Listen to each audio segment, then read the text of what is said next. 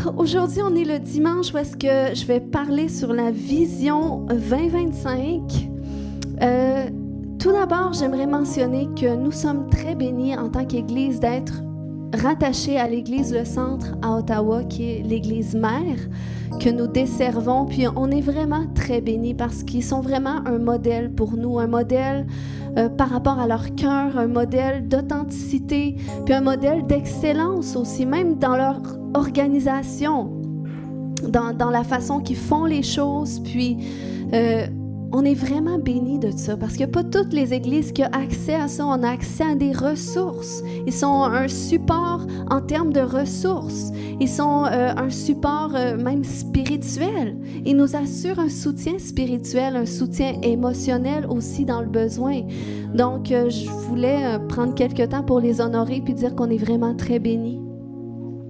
Puis, on assure un suivi avec eux à tous les mois aussi. On travaille ensemble, puis à tous les mois, on se rencontre. On parle des bons coups, des moins bons coups. On parle de nos visions aussi en tant qu'Église. Je parle de nous. Je parle de l'Église de Québec aussi. On travaille en collaboration avec les pasteurs à Ottawa. Puis, Jonathan aussi fait partie du conseil administratif qui gère l'Église mère, donc on est très, très impliqués avec eux, c'était pour que vous le sachiez. Puis, on est bénis aussi parce que l'Église Le Centre peuvent nous assurer un soutien financier aussi si on est dans le besoin. Mais je dis bien si parce que notre objectif, c'est vraiment d'être autonome, de pouvoir répondre nous-mêmes à nos propres besoins. Et je crois qu'on est capable de le faire dans la mesure que chacun peut donner sa part dans la maison de Dieu comme il convient bibliquement de le faire.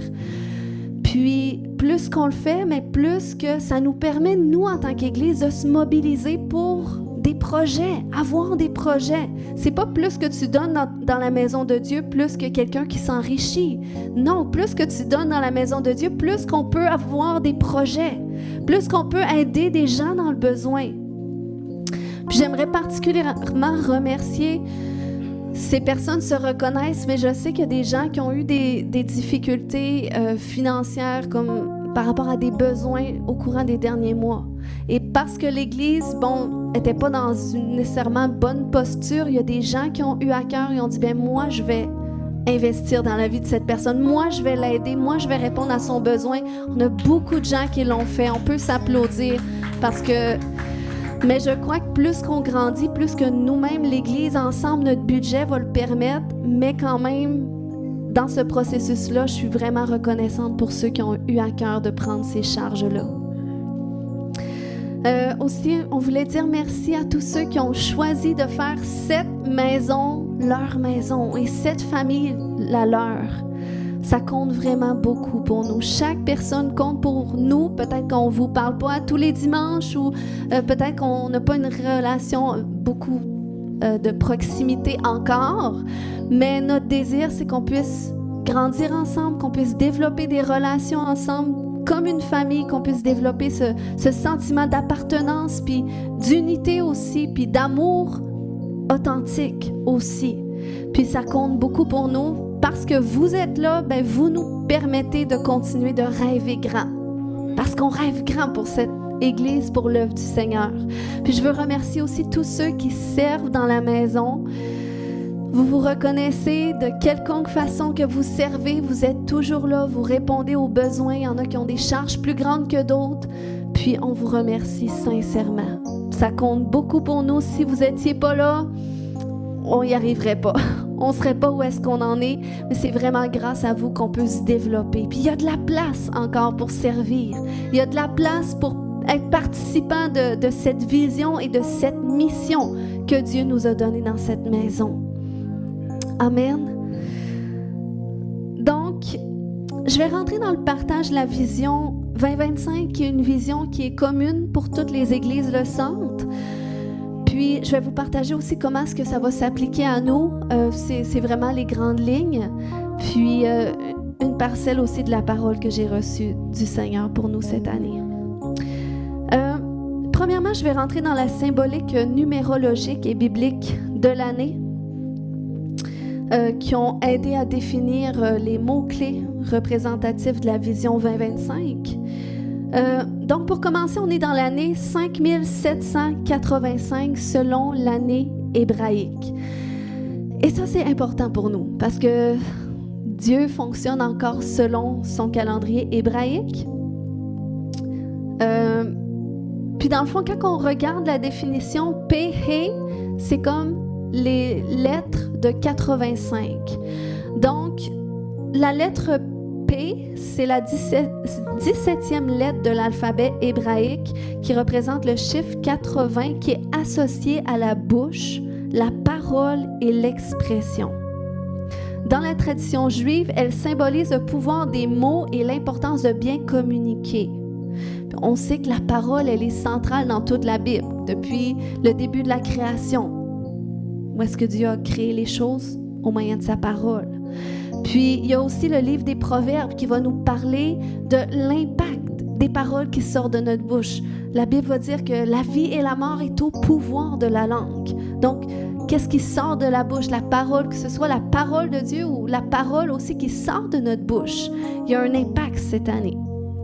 Ensuite, il y a He, qui est l'autre partie, qui est le chiffre 5, et dont le symbolisme, c'est associé à la révélation, la présence divine et la grâce. Elle évoque le souffle divin, qui est la source de vie, comme dans Genèse 2,7, où est-ce que Dieu a insufflé la vie à l'homme au moyen de son souffle. Donc, ensemble, P et E soulignent le rôle essentiel de la parole inspirée par Dieu et le souffle divin, dépeignant les thèmes de la communication divine et de la vitalité spirituelle. Donc, l'année 5785 commence et se termine par le chiffre 5. Puis dans la Bible, ce chiffre symbolise la grâce divine, la bonté et la faveur de Dieu. Donc, cette année peut être vue comme une surabondance de grâce. Ensuite, en 2025, dans le grec, se traduit par épikrio, qui signifie appliquer ou oindre. Donc, vous allez voir où est-ce qu'on en vient avec tout ça. Alors, les mots-clés qui ont aidé à formuler la vision 2025 pour cette année qui nous concerne, c'est le terme « en marche »,« en avant »,« se lever »,« avancer »,« foncer »,« élever une armée ». Donc ça fait partie de notre vision. Puis, le verset qui aide à appuyer la vision que je vais révéler bientôt, dans Psaume 23,5, Dieu a dit, c'est David qui dit « Tu dresses devant moi une table en face de mes adversaires. Tu oins d'huile ma tête. » On a parlé d'onction. « Tu oins d'huile ma tête et ma coupe déborde. » Mais vraiment, la partie centrale qui fait notre vision, c'est le Psaume 23, 5b qui va dire « En face de mes adversaires, tu oins d'huile ma tête. » Puis, la partie de ce verset-là offre des symboliques extraordinaires par rapport à l'onction d'huile qui est faite. Ça nous parle d'hospitalité et d'honneur. Parce que dans l'ancien Proche-Orient, oindre la tête d'un invité avec de l'huile était un geste d'accueil et d'honneur. Donc, il dit, Dieu, tu oins d'huile ma tête. On voit comment est-ce que Dieu nous accueille et nous honore aussi. Même en face de l'adversité, parce qu'en face, il dit, en face de mes adversaires, tu oins d'huile. Et ça parle aussi de bénédiction et de consécration. Et on sait que le Saint-Esprit, la Bible nous dit que Jésus était oint du Saint-Esprit et de force pour aller de lieu en lieu et guérir tous ceux qui étaient sous l'empire du diable. Donc, Dieu vient nous oindre par son Esprit Saint. Et ça, c'est avec son Esprit Saint qu'il nous consacre, qui nous met à part. Pour lui, sans le Saint-Esprit, on ne réussirait pas à résister au péché. On ne pourrait pas être transformé. On resterait les mêmes, ça serait par nos propres forces. Mais là, c'est l'Esprit de Dieu en nous. Ensuite, ça nous parle aussi d'abondance spirituelle. Parce que lorsqu'il dit tu oins d'huile ma tête et ma coupe déborde. Donc, le Seigneur veut faire déborder notre coupe. Il veut faire déborder notre vie de ses bénédictions. Ensuite, ça nous parle de protection et d'assurance. Parce que quand il dit tu dresses une table devant moi en face de mes adversaires, ça nous parle que en face de nos adversaires, il y a une paix, il y a une sécurité que le Seigneur exerce envers nous parce qu'il nous oint, il nous consacre, il nous marque de son sceau. Donc, avec tout cela, les mots qui définissent notre vision cette année, chérie, tu peux venir avec la pancarte, c'est le terme « fais face ». Avec ce verset clé, en face de mes adversaires, tu oins d'huile ma tête. Donc, il y a une onction cette année que Dieu a pour nous, pour qu'on fasse face. Amen. Donc, cette année, on va apprendre à faire face ensemble à toutes sortes de choses, que ce soit de faire face à nos réalités, faire face à notre quotidien, faire face à nos difficultés, faire face à qu'est-ce qui doit changer en nous. Puis particulièrement, je vais mettre l'emphase sur quelques points ce matin qu'on veut faire face en tant qu'Église, comme par exemple faire face à l'ignorance et aux fausses doctrines. Parce que l'ignorance, c'est un ennemi de l'Église de Jésus-Christ. La Bible va nous dire dans Osée 4:6 que son peuple périt parce qu'il lui manque la connaissance.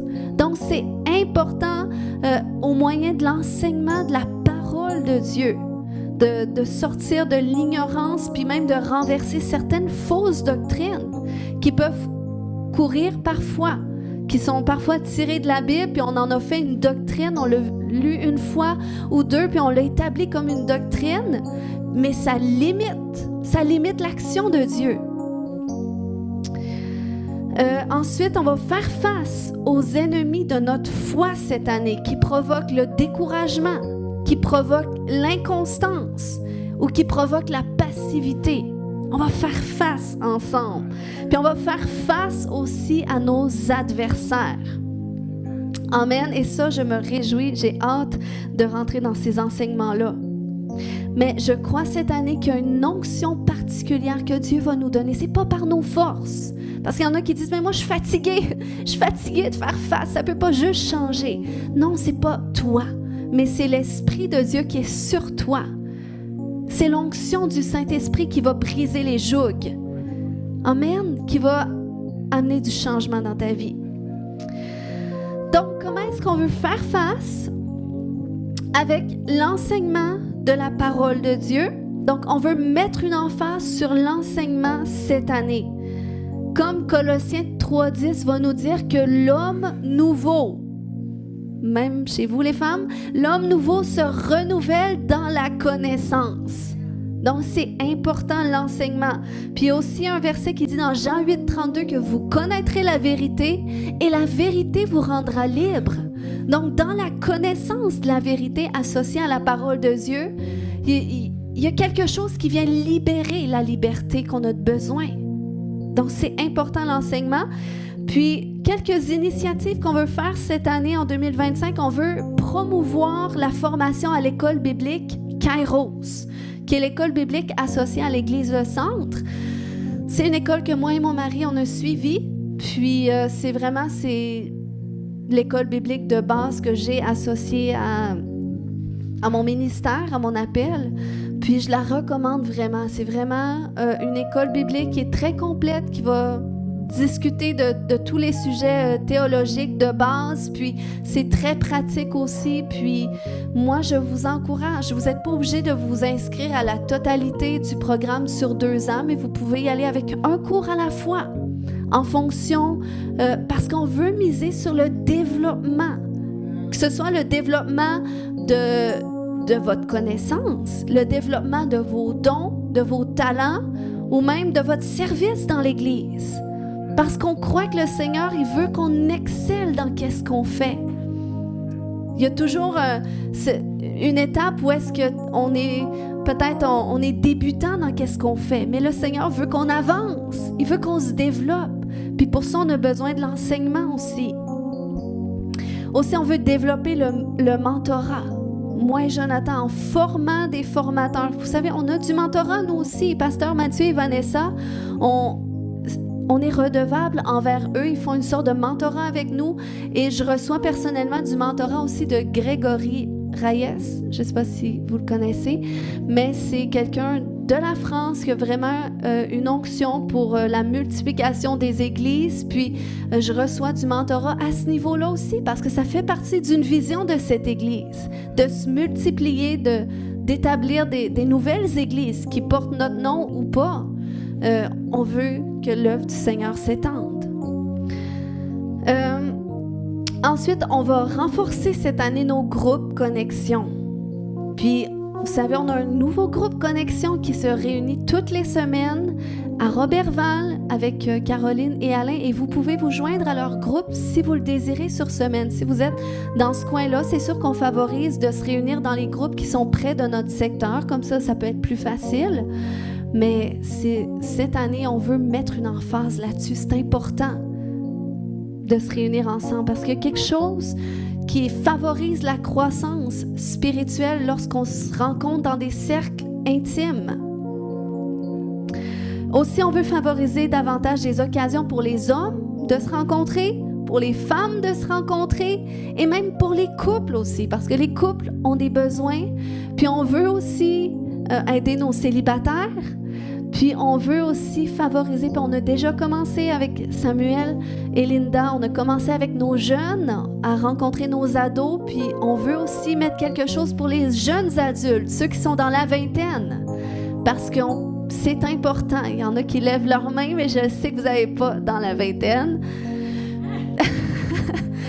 Mais on veut établir comme ça des endroits pour vous permettre de vous rencontrer selon votre genre, selon votre âge, selon qu'est-ce que vous vivez, selon votre réalité, qui va susciter la croissance spirituelle en se connectant ensemble, puis qui va permettre à chacun d'être transformé, puis de vivre sa destinée. 2 Timothée 2, 1 à 3 évoque 3 piliers fondamentaux qui s'associent à notre vision cette année. Ça dit, toi donc, mon enfant, fortifie-toi dans la grâce qui est en Jésus. Donc, vous voyez, ça nous parle de grâce. Il y a une grâce cette année que Dieu veut nous donner. Et ce que tu as entendu de moi en présence de beaucoup de témoins, confie-le à des hommes fidèles. Donc, il y a cette dimension où est-ce que le Seigneur veut qu'on transmette qu'est-ce qu'on apprend de lui à d'autres. On n'est pas appelé à tout garder, on est appelé à se multiplier. Et dit, confie-le à des hommes fidèles qui soient capables de l'enseigner aussi à d'autres. Donc, il y a cet aspect-là de multiplication spirituelle qu'on veut développer. Il dit, souffre avec moi comme un bon soldat. Donc, le Seigneur veut qu'on se développe. Il y a une grâce pour ça cette année, pour qu'on déverse dans les autres et qu'on puisse s'étendre, se multiplier. Puis, il y a de la place pour vous de s'impliquer dans cette vision de croissance, de multiplication, de développement. Il y a de la place selon là où est-ce que vous êtes rendu. Vous savez, la multiplication, ça, c'est la part que Dieu ajoute lorsqu'on est fidèle dans les petites choses. Des fois, il faut simplement apprendre à être fidèle. Il faut sortir de l'inconstance, puis il faut s'engager, puis il faut apprendre à être fidèle dans les petites choses et pas nécessairement là où est-ce qu'on a un intérêt. Quand on veut s'impliquer dans la maison de Dieu. Mais des fois, c'est là où est-ce il y a un besoin. Comme dans une famille. Dans la famille, tu ne vas pas faire les tâches nécessairement que ça tente, mais tu vas faire les tâches qui ont besoin d'être faites, puis chacun, on se les répartit pour que ce soit juste pour tout le monde, équitable. Puis c'est comme ça que ça assure le bon fonctionnement. Fait que c'est pour ça qu'on est content quand il y a des gens qui arrivent puis qui nous disent « moi, j'aimerais ça m'impliquer là. J'aimerais ça donner un coup de main. » Ou « comment est-ce que je peux aider? » Ou qu'il y ait des gens, comme ce matin, on a commencé les cours de fondement. Puis on est tellement contents, c'est la première fois qu'il y a plus de gens en même temps qui désirent faire les cours de fondement. Vous pouvez vous applaudir ce matin. Mais c'est les bases, c'est les bases de l'engagement avec Dieu, puis l'engagement dans sa maison aussi, parce que c'est quelque chose qu'on demande dans cette maison. Donc, je parlais qu'on veut faire face avec l'enseignement de la parole de Dieu, mais on veut faire face aussi avec la déclaration de la parole de Dieu. Parce que dans cette définition de 5785 par rapport à la bouche, il y a cet aspect de qu'est-ce que Dieu dit, mais il y a aussi cet aspect pour nous d'être qu'est-ce que Dieu dit et aussi de parler ce que Dieu dit. Puis il y a vraiment cette dimension d'autorité que Dieu veut nous enseigner davantage cette année, parce que nous sommes les voix de Dieu sur la terre. Est-ce que vous le croyez? Dis à ton voisin, t'es la voix de Dieu. Nous sommes les voix de Dieu. C'est pour ça que ton arme, cette année, ton arme principale va être celle qui sort de ta bouche. Donc, on va apprendre à aiguiser ça parce que le Seigneur m'a personnellement demandé dans un songe, avant la fin de l'année, d'enseigner son peuple par rapport à l'autorité, la parole d'autorité qui sort de leur bouche. Et particulièrement par rapport au verset de Matthieu 16, 19, où Jésus a dit « Je te donnerai les clés du royaume des cieux. Tout ce que tu liras ou interdiras sur la terre sera interdit aux yeux de Dieu. Et tout ce que tu autoriseras sur la terre sera autorisé aux yeux de Dieu. » Amen. Puis il y a ce passage d'Apocalypse 19:15 qui nous dit, en parlant de Jésus, que de sa bouche sort une épée aiguisée pour frapper les peuples et il les dirigera avec un sceptre de fer. Et jusqu'à ce que Jésus vienne, nous sommes appelés à sortir de notre bouche cette épée aiguisée qui va diriger les choses selon la volonté de Dieu sur la terre. Dieu nous a donné les clés du royaume des cieux. Amen. Donc, on va apprendre comment aiguiser cette parole-là pour qu'il se passe des choses. On ne veut pas juste dire des choses en l'air puis qu'il n'y a rien qui se produit. Mais on veut voir des changements dans nos circonstances. Amen. Donc, Dieu dit cette année que 2025, c'est l'année pour aiguiser la voix de mon peuple, de sorte qu'ils expérimentent les fruits de leur autorité pour ouvrir le ciel et amener ma volonté sur la terre. Dieu dit, je me forme un peuple bien enraciné dans les principes de ma parole, qui aiguise son oreille à entendre ma voix et à parler ce que je dis. Donc, cette année, je vous dis, c'est une année de délivrance. C'est une année de victoire spirituelle en face de nos adversaires. Dieu nous oint. Dieu nous oint pour faire face cette année. Puis c'est pour ça même, je vais vous encourager, si ce n'est pas déjà fait, allez chercher du ministère de délivrance spirituelle. On encourage tout le monde à passer par là. Tout le monde devrait y passer parce que c'est l'héritage que Jésus est venu déverser sur la terre. Il a dépouillé tous les démons à la croix, leur pouvoir, toute la conséquence des péchés sur notre vie. Mais c'est pas parce qu'on donne notre vie à Jésus que tout ça s'est effacé automatiquement. Parce que sinon, ça voudrait dire qu'on donne notre vie à Jésus, on est automatiquement guéri, on est automatiquement transformé, on pêche plus automatiquement. Mais c'est pas la réalité. Il y a beaucoup de chrétiens qui luttent avec des péchés. Il y a beaucoup de chrétiens qui sont malades. Malades au niveau mental, au niveau physique. Puis des fois, c'est au moyen de la délivrance que ça va libérer la guérison, que ça va libérer la délivrance à ton péché. Parce que des fois, il y a des esprits qui sont là, qui empêchent. Dans la Bible, la présence de Jésus ne faisait pas partir les démons automatiquement. On voit que Jésus, à cause de son onction, l'onction du Saint-Esprit sur sa vie, le même esprit qui est sur nous aujourd'hui, les démons se manifestaient.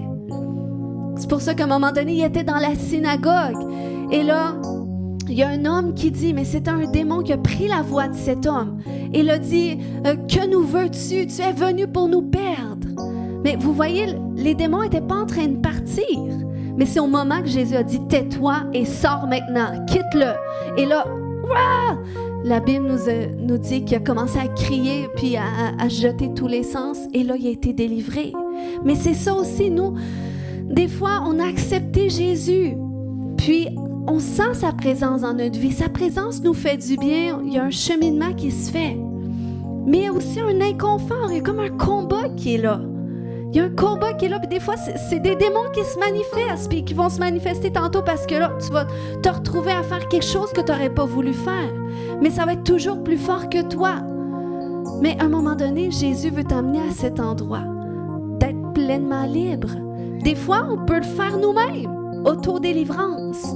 Mais souvent, c'est plus facile quand c'est un autre. Pourquoi? Parce que nous, on devient familier avec nous-mêmes. On est familier à nos pensées, on est familier à nos comportements. Tandis qu'une autre personne peut discerner, non, voilà pourquoi tu agis comme ça. Voilà pourquoi ces pensées sont là et c'est en plein ça qu'il faut adresser. Et c'est pour ça que c'est important le ministère de délivrance. Donc, cette année, c'est une année pour vaincre nos adversaires et restaurer les décrets de bénédiction que Dieu a parlé sur notre vie. Un jour, il y a un homme qui a décrété sur le Québec une parole qui est venue marquer l'histoire de notre province, qui est « Vive le Québec libre ». Est-ce qu'on peut le dire tout le monde ensemble? « Vive le Québec libre ». Et je crois cette année, cette parole a été libérée à un moment où est-ce que les Québécois étaient affligés par certaines situations d'injustice qu'ils vivaient. Et là, il y a ce gouvernement de France qui est arrivé et qui a libéré cette parole-là. Et ça l'a marqué l'histoire par rapport au changement qui s'est produit chez le peuple québécois. Et je crois fermement cette année que c'est une bannière que le Seigneur relève sur sa province à travers son Église. Amen. Parce que lorsqu'on parle de liberté en tant qu'enfant de Dieu, on sait de quoi qu'on parle et nous savons que la liberté, elle est en Jésus-Christ. Et je crois que c'est une année qui va marquer le Québec pour la délivrance qui va se produire à travers les enfants de Dieu et la délivrance que les enfants de Dieu vont amener aux nations aussi. Amen. Dieu est en train de rassembler ses fils et ses filles parmi les nations. Comme Ésaïe 64 nous le dit, ça dit « Lève tes yeux ». Est-ce que tu peux lever tes yeux en ce moment? Regarde autour de toi, regarde prophétiquement. Ils se rassemblent tous. Ils viennent vers toi. Tes fils arrivent de loin et tes filles sont portées dans les bras. C'est une promesse de Dieu. Dieu rassemble ses fils et ses filles parmi les nations. Puis, il y a un mouvement, vous savez, qui s'accentue au niveau de la conversion des milléniaux. C'est tellement extraordinaire et je vous dis, c'est un fait que j'ai remarqué, mais c'est aussi une parole prophétique que dans le sens qu'il faut le voir arriver pour qu'on tire dessus, qu'on dise, Seigneur, il y a quelque chose que tu fais dans cette génération-là. Et non seulement pour ceux qui ne connaissent pas le Seigneur Jésus comme nous, on le connaisse, mais pour ceux qui l'ont déjà connu aussi, mais qui sont devenus rétrogrades. Il y a vraiment quelque chose qui se produit. L'autre jour, je parlais avec un directeur d'école qui est non chrétien, puis il était surpris de voir la croissance de notre Église. Il dit, est-ce que c'est à cause de la fermeture de l'Église catholique qu'il y a une croissance dans votre Église? J'aurais aimé lui dire oui, mais j'ai dit honnêtement non. J'ai dit pourquoi? Parce que les gens de cette génération-là, plus baby boomers, de la génération que la religion catholique était très forte, eh bien, sont très attachés à leur religion. Donc, ils ne sont pas portés à vouloir changer de religion. Mais pour eux, c'est changer de religion. Pourtant, on parle du même Dieu puis du même Jésus, mais ils sont attachés à la religion. Nous, on est attachés à notre relation avec Dieu. Puis, mais je lui ai dit, par contre, c'est les enfants de ces gens-là chez qui Dieu fait un mouvement en ce moment. Ces gens-là qui ont entendu parler de Jésus jusqu'à leur adolescence sont allés à l'Église catholique, mais ils ne sont pas allés suffisamment pour s'attacher à la religion, puis sont allés suffisamment pour avoir une certaine base de Jésus. Mon mari en est l'exemple. Mais je sais qu'il y a d'autres exemples aussi ici. Mais c'est des gens que Dieu est en train de rappeler à lui en ce moment, qu'il y a un mouvement qui se produit dans le cœur de ces gens, qui les amène à chercher des réponses aux questions existentielles. Je sais qu'il y a d'autres personnes ici récemment qui ont joint l'Église. Vous faites partie de ce mouvement-là. Et il y en a d'autres. Il y en a d'autres que Dieu veut toucher. Et c'est tellement beau aussi, je vois un mouvement en ce moment qui se produit pour la conversion de ceux qui étaient dans les pratiques New Age. Je fais partie de ces gens-là qui cherchaient dans ces pratiques-là et qui ont expérimenté une conversion radicale à Jésus. Du jour au lendemain, mon cœur était conquéri par Dieu. Mais là, le Seigneur il a ouvert des portes pour que j'accompagne des gens qui sont tout nouveau convertis, mais que je peux amener vers la délivrance. Et ça touche mon cœur parce que moi, j'aurais eu ça au début de ma conversion. Ça m'aurait peut-être sauvé beaucoup d'années de tourments. Mais Dieu a fait grâce, puis Dieu, des fois, nous fait passer par certaines choses parce qu'il nous forme, il nous prépare aussi à qu'est-ce qu'on va apporter à d'autres, si ça peut encourager quelqu'un. Mais j'accompagne ces gens-là et je vous dis, OK, moi, je t'ai vu comme intense, mais eux sont plus intenses que moi, sont plus radicales que moi. C'est des gens qui opéraient dans la clairvoyance et là, tout d'un coup, ils viennent d'accepter Jésus, sont délivrés, ils entendent Dieu, ils commencent à prophétiser et à amener des âmes à Jésus. Je suis comme, wow! C'est qu'ils ont besoin d'être accompagnés, ils ont besoin d'être formés, mais ça va vite, vite, vite. Pourquoi? Parce qu'il y a une soif. Et ça, c'est Dieu qui met ça dans les cœurs. Fait qu'imaginez, OK, si nous, l'Église de Jésus-Christ, on n'est pas passionnés pour Jésus, si on n'est pas en mouvement, si on n'est pas conscient de qu'est-ce qu'il fait autour de nous, comment est-ce qu'on va être capable d'accueillir des gens comme ça qui disent « Je veux des réponses ». Comme ceux des milléniaux qui sont rétrogrades, qui ont grandi dans l'Église, mais qui se sont éloignés de Jésus pour X raisons. Ceux qui vont revenir sont ceux qui vont voir Jésus vraiment agir dans les vies. Ils veulent rien savoir d'une Église qui ressemble à de la religion finalement. Mais ils veulent voir le Dieu vivant. Amen. Donc c'est pour ça que nous, on doit se préparer pour ça. Et Dieu est en mouvement. OK? Puis ces conversions, ces victoires que Dieu veut amener sont le fruit d'un vent nouveau de son esprit dans cette région et même dans cette province. Et on a parlé comment est-ce qu'il y a une signification par rapport à 5785 par rapport au souffle de Dieu. Mais Dieu m'avait vraiment déposé très clairement dans mon cœur qu'il y avait un vent à travers son souffle qui vient balayer les œuvres de l'ennemi. 2 Thessaloniciens 2:8 nous dit « Alors paraîtra l'impie que le Seigneur Jésus détruira par le souffle de sa bouche. » C'est juste pour mettre l'emphase sur ce terme que Jésus le détruit par le souffle de sa bouche. Et je crois cette année que Dieu va détruire des choses par le souffle de sa bouche au moyen des paroles qu'on va sortir, des paroles de foi pour confronter, pour faire face à nos adversaires. Dieu va ajouter sa part pour détruire les œuvres de l'ennemi. Amen. Un vent nouveau qui ramène qu'est-ce qui est mort à la vie. Donc, c'est le temps pour nous, Église Le Centre, pour la mise en marche, la mise en avant. C'est le temps pour s'attendre au changement. Amen. Puis c'est aussi le temps de l'élargissement. Amen. Vous savez, depuis qu'on cherche activement à restaurer les décrets de Dieu. Bon, cet automne, j'ai amené certains enseignements dans cette direction-là. Restaurer les décrets de Dieu, de bénédiction sur notre vie. Puis j'ai parlé aussi des décrets de Dieu sur cette région. Puis ça fait longtemps qu'on prie, mais là, vraiment d'une façon spécifique cet automne, pour prendre possession du territoire. Parce qu'on croit que Dieu veut faire une œuvre sur ce territoire. C'est pas pour nous, c'est pas pour se glorifier, c'est pas pour Non, c'est vraiment, on veut voir son royaume se manifester. On veut voir des centaines être convertis, venir à Jésus. Puis, on priait pour ça, on priait activement. Puis, plus qu'on prie, plus qu'on voit Dieu en mouvement, on voit cette Église en mouvement. Puis, à un moment donné, ça faisait quelques années qu'on disait, on sait qu'un jour, ça va nous prendre une nouvelle salle. Mais là, c'est comme on était rendu là, où est-ce que ça devenait de plus en plus serré. Nous, c'est quand même pas si pire, mais du côté des enfants, c'est comme nos éducatrices commençaient à nous dire que là, ça s'en vient difficile. On a besoin d'espace. Puis, on priait à Dieu. L'équipe d'intercession était là-dessus. Les jeudis, on décrétait des choses.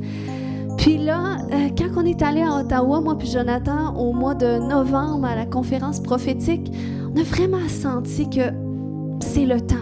C'est le temps pour qu'il y ait quelque chose qui se passe pour le bâtiment. Soit que Dieu nous permet d'acheter quelque chose, mais puis honnêtement, on est vraiment convaincus que c'est à Métabetchouan qu'on doit demeurer. Donc je sais, on a des gens tout le tour du lac, mais on est convaincus que c'est ici. Mais on a fait le tour des options. Qu'est-ce qu'on pourrait acheter, qu'est-ce qu'on pourrait louer. Puis là, sinon on se disait, s'il faut se construire, mais tu sais, je crois que ça fait partie d'une saison de Dieu, mais on sentait pas que c'était tant que ça non plus la saison de Dieu pour une construction, même si on était ouvert à tout. Mais là, jusqu'à temps qu'on ait ce flash-là de dire, écoute, cette fameuse salle-là qu'on nous a refusée il y a 1 an et demi, parce qu'il y avait des projets, non, 1 an et demi. Ça fait plusieurs temps qu'on a été dessus, mais il y a 1 an et demi spécifiquement. Ils nous l'ont refusé, ils disaient non, c'est pas possible, on a des projets, tout ça. Puis c'était la seule salle. Et là, ça revient, c'est comme, tu sais, quand Dieu parle, c'est pas nécessairement bang, bing, bang, c'est clair. Non, je dirais un petit souffle doux et léger. Recontacte la personne en charge de la salle. C'était vraiment par la foi, parce que moi, j'aime pas être tannante dans la vie. J'aime pas tanner les gens, mais là, bon, j'ai parlé à quelques conseillers autour de moi, puis ils m'ont dit, ah ouais, vas-y, tente tout pour le tout. Fait que j'ai écrit finalement, il a accepté de nous rencontrer. Donc finalement, par la grâce de Dieu, là, quand je vous annonce une saison d'élargissement, c'est que Dieu a ouvert une porte pour une nouvelle location de bâtiment qui est beaucoup plus grande que celle-ci, puis que ça va être vraiment favorable pour nos enfants, puis pour beaucoup de choses. Puis on est vraiment très contents. C'est une percée que Dieu a ouverte, mais vous savez, rappelez-vous l'enseignement sur les percées. Quand Dieu ouvre une percée, ça ne veut pas dire tout est accompli. On va avancer à travers cette percée-là, mais je peux l'annoncer parce que là, officiellement, on a eu le contrat avec qu'est-ce qu'il nous donne. Mais là, on va rentrer dans des procédures quand même de négociation, mais je vous l'annonce quand même. Donc, c'est vraiment une belle percée parce que il voulait pas, il y a 1 an et demi passé, mais on a redemandé. Puis je crois que c'est, tu sais, quand on prie, quand on persévère, qu'on dit, ben, peut-être là, c'était pas la saison, mais peut-être là, c'est la saison que Dieu va ouvrir. Eh bien, il faut jamais se lasser de croire, puis d'espérer, puis de déclarer, parce que Dieu l'a fait. Amen. Fait que là, je vous invite à prier quand même pour ça, pour que tout se passe selon la volonté de Dieu. Donc, ce matin, on va prier. On va prier suite à tout ça. J'ai mis des déclarations à l'écran à travers mon PowerPoint. Donc, j'aimerais ça qu'on se lève ensemble ce matin, puis qu'on déclare qu'est-ce que j'ai inscrit. Non. OK. Donc, en cette année, OK, on peut le dire en même temps, en cette année 5785 selon le calendrier hébraïque, nous proclamons et décrétons que 2025 sera une année d'action, d'onction et de victoire. Nous avançons dans l'autorité de Psaume 23:5. Tu dresses devant moi une table en face de mes adversaires. Tu oins d'huile ma tête et ma coupe déborde. Animés du souffle divin et du pouvoir de sa parole, nous nous levons pour faire face, marcher contre les vents contraires et triompher au nom de Jésus-Christ. Amen. Nous déclarons une onction pour faire face aux défis. En face des adversaires, nous affirmons notre position en Christ, fortifiés par son esprit et remplis de sa grâce. Nous sommes loin pour dépasser les vents adverses, qu'il s'agisse d'ignorance, de distraction, de fausses doctrines, de manque de foi ou de constance. Nous ne sommes pas seuls. L'onction du Saint-Esprit nous équipe pour chaque bataille. Comme des poissons nageant à contre-courant, nous avançons avec ténacité et persévérance, alignant nos pas avec le souffle divin qui nous guide. Nous déclarons le pouvoir et l'importance de la parole de Dieu. Inspirés du symbolisme P, nous reconnaissons que la parole de Dieu a le pouvoir de transformer nos vies, d'apporter la vérité face aux mensonges de l'ennemi et de raviver notre foi. Nous proclamons que 2025 sera marqué par une soif accrue pour la parole vivante avec des enseignements bibliques pratiques, des études en profondeur et des formations adaptées à tous les niveaux de foi. Par la puissance de la parole, nous briserons les chaînes de la confusion et de la peur, tournant nos regards vers la vérité immuable de Dieu. Nous déclarons une révélation et une grâce surabondante. Non? OK. Reflétant, nous entrons dans une année de grâce sur grâce où la révélation divine nous dirigera à travers chaque défi et opportunité. Nous recevons l'onction pour communiquer avec puissance et sagesse, établissant des fondations solides pour la progression collective et individuelle de l'Église. Que cette révélation ravive en chacun de nous une passion ardente pour l'œuvre de Dieu et une clarté renouvelée sur notre identité et notre mission en Christ. Nous déclarons une saison d'enseignement et de multiplication. Cette année, nous faisons face à l'ignorance par l'enseignement biblique, car la foi vient de l'écoute de la parole de Christ. Nous mettons l'accent sur le mentorat, formant des disciples qui eux-mêmes en formeront d'autres. Selon Timothée 2:2, ce que tu as entendu de moi, confie-le à des hommes fidèles capables de l'enseigner à d'autres. Nous créerons un environnement où chacun peut se connecter, être transformé et avancer spirituellement, équipé pour accomplir la mission divine. Amen. Nous proclamons le triomphe par la prière et la louange. Nous déclarons cette année comme une saison de louange victorieuse, où les armes spirituelles de la prière, du jeûne et de la louange mèneront à des percées spirituelles et des délivrances majeures. Des moments puissants de prière collective verront le jour, accompagnés d'un approfondissement personnel pour chacun. Par ces disciplines spirituelles, nous apprendrons à faire face avec assurance et autorité. Nous croyons que la louange scellera les victoires et nous prophétisons la création de nouveaux chants et expressions musicales pour glorifier et inspirer son peuple. Amen. Alléluia. Donc, cette année, levons-nous avec hardiesse pour faire face, amen, en plongeant dans des enseignements pratiques pour nourrir notre âme, notre corps et notre esprit aussi. Amen. Puis je veux vous encourager cette année à aspirer à du mentorat, aspirer à trouver un partenaire qui peut vous aider à grandir spirituellement. Et on vous exhorte aussi à participer à nos temps de prière, participer à nos activités, amen, qui pour susciter une croissance, mais aussi une dévotion à notre Dieu. Amen. Et je veux décréter en terminant que 2025 est une année de conquête. Amen. Que remplis de sa puissance et de sa grâce, nous avançons contre tous les vents contraires pour être transformés, délivrés et propulsés dans notre destinée. Pour la gloire de Dieu, nous faisons face et nous progressons. Amen, amen, amen. Est-ce qu'on peut acclamer le Seigneur? Alléluia. On va prier ce matin. Levez les mains là où est-ce que vous êtes. Alléluia. Seigneur, je te remercie cette année. Tu nous oins pour faire face. Tu nous oins pour faire face à tout ce que nous sommes appelés à faire face, à confronter.